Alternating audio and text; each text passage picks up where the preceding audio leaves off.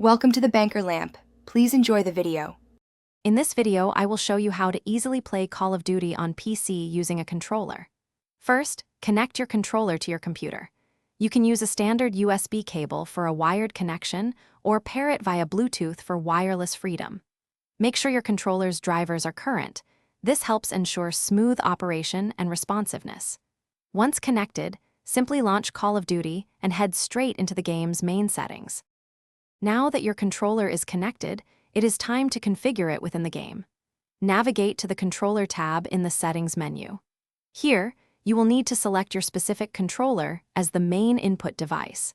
Take your time to customize the button layout to your liking. Many players prefer a tactical layout.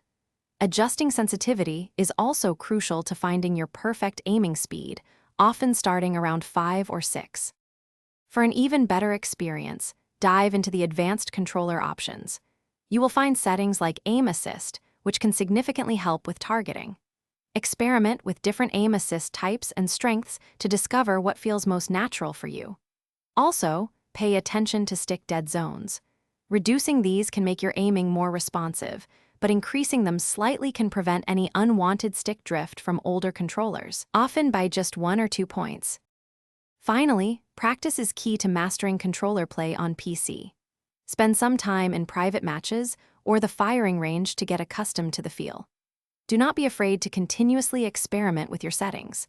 What works for one player might not work for another.